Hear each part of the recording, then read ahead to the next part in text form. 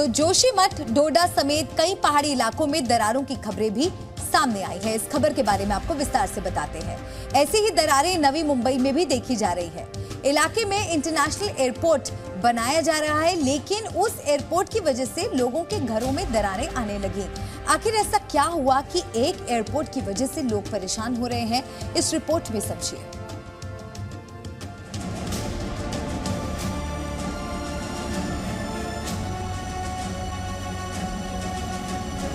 ये आसमान छूती इमारतें अंदर से खोखली होती जा रही हैं।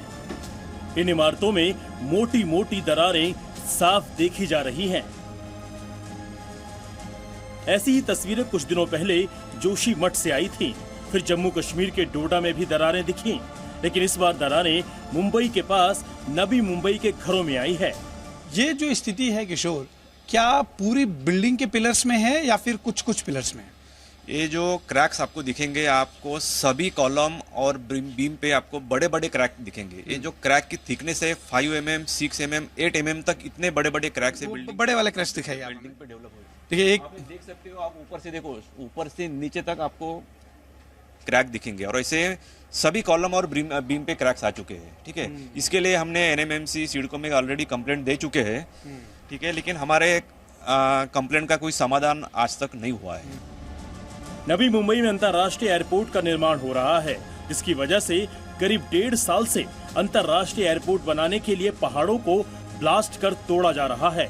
इस ब्लास्ट के कारण नवी मुंबई के उल्बे में दर्जनों घरों में दरारें आ चुकी है। अब इलाके के लोग डर के बावजूद अपने घरों में रहने को मजबूर हैं। ब्लास्टिंग करने के बाद ये सब चालू हो गया, पूरा का पूरा ब्लास्ट हो गया इधर से। पूरा क्या, ये ऐसा थोड़ी था नहीं। स्थानीय लोगों का आरोप है कि ब्लास्ट की इंटेंसिटी बहुत ज्यादा है, जिसकी वजह से उनके घरों में दरारें पड़ने लगी है।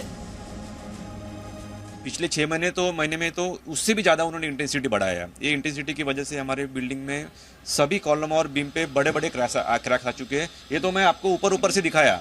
अभी ये जो कॉलम नीचे गए हुए हैं, उसका तो इम्पैक्ट हमें पता ही नहीं है। ठीक है, अभी आप सोच सकते हो, अगर ऐसी सिचुएशन में यहाँ पे 180 फ्लैट्स है, 40 शॉप्स है, तो आप सोच सकते हो कितने सारे लोग ये बिल्डिंग में रह रहे हैं। तो इतने लोगों का जीवन धोखे में है। ये समस्या किसी एक या 2 घर की नहीं, बल्कि पूरे मोहल्ले की है। जब जी न्यूज की टीम इलाके में पहुंची तो कई घरों में दरारें दिखी। स्थानीय लोगों ने अपना डर हमारे सामने बयां किया। कैसा है ना, हम लोगों ने टीवी में इतने बिल्डिंग को गिरते हुए देखा है ना, लोग डरे हुए हैं। बाई चांस उसकी वजह से फाउंडेशन हिल गया और बिल्डिंग को कुछ हो गया तो इतनी सारी जानें चली जाएंगी। यहाँ के लोगों का दावा है कि पहाड़ों पर ब्लास्ट इतना भयंकर होता है जैसे कोई भूकंप या झटका आया हो। ऐसा लगता है कि अर्थक्वेक हुआ है और हम लोग इतना शेक हो जाते हैं। टेबल, फर्नीचर सब कुछ हिलता है। पर्यावरण संरक्षण से जुड़े लोग भी स्थानीय लोगों का साथ दे रहे हैं। पर्यावरण विशेषज्ञों का आरोप है कि नियमों की अनदेखी करते हुए एयरपोर्ट का निर्माण हो रहा है। यह बहुत बड़ा फ्रॉड हुआ है हमारे साथ, जनता के साथ, क्योंकि जो गोल्फ कोर्स प्रोजेक्ट है वो बन रहा है और जितने भी वेटलैंड है उनको सिर्फ को 1 बाय 1 बुझाते जा रही है।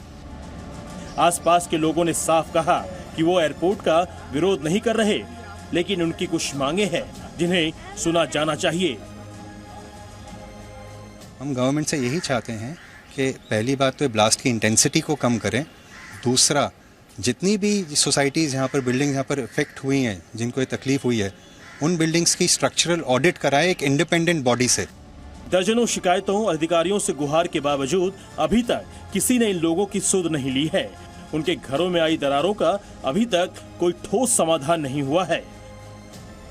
यहाँ के लोग ये चाहते हैं कि सरकार इसे गंभीरता से ले और इनकी मांगों को सुने, ताकि कुछ और मेथड का इस्तेमाल करके एयरपोर्ट का जो काम चल रहा है वो भी ना रुके। और मेथड अगर अलग इस्तेमाल किया जाएगा तो जिस तरह से ब्लास्ट करने के बाद जो वाइब्रेशन होता है वो नहीं होगा और बिल्डिंग्स पर क्रैक्स भी नहीं आएंगे। कैमरा पर्सन रवि के साथ अश्विन पांडे, जी मीडिया, नवी मुंबई।